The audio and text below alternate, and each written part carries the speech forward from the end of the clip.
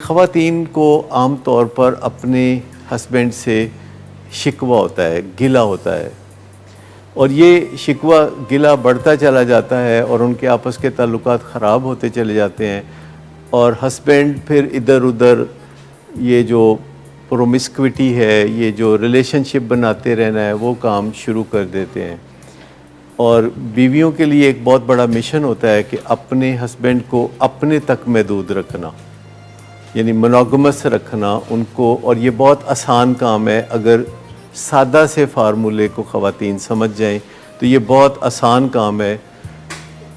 آپ کو پتہ چلانا چاہیے کہ باہر دنیا میں عورتوں کے پاس وہ کون سی چیز ہے جس کی وجہ سے آپ کے ہسبینڈ کا رجحان ان کی طرف ہو سکتا ہے۔ اگر آپ وہ چیز ڈسکور کر لیں کہ ان کے پاس کون سی چیز ہے، تو آپ اپنے ہسبینڈ کو ہمیشہ اپنے بہت قریب اور محبت کرنے والا اور رسپیکٹ کرنے والا ہسبینڈ بنا سکتے ہیں۔ لیکن عام طور پر خواتین کو یہ سارا فارمولہ پتہ نہیں ہوتا، تو اس وجہ سے وہ احتجاج کرتی رہتی ہیں، وہ پروٹیسٹ کرتی رہتی ہیں، وہ جھگڑے کرتی رہتی ہیں، اور ہسبینڈ ہاتھ سے نکلے چلے جاتے ہیں۔ اور امریکہ جیسے ملک میں 70% ہسبینڈ انفیڈیلٹی کا شکار ہوتے ہیں۔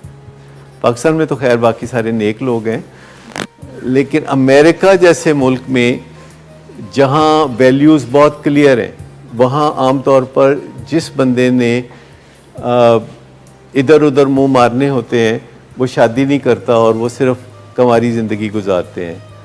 اور جو لوگ شادی کرتے ہیں ان کے بارے میں تصور کیا جاتا ہے امریکہ میں کہ وہ اپنے آپ کو ایک عورت تک محدود رکھنا چاہتے ہیں۔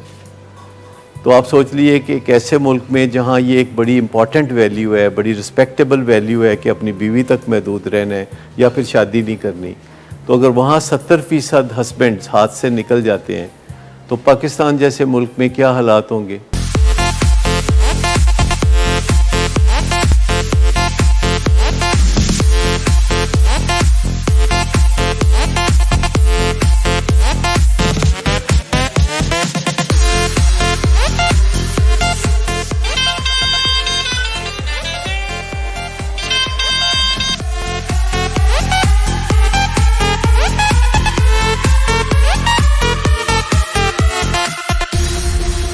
شراب نوشی کی وجہ کردار کی خرابی نہیں، موڈ کی خرابی ہے۔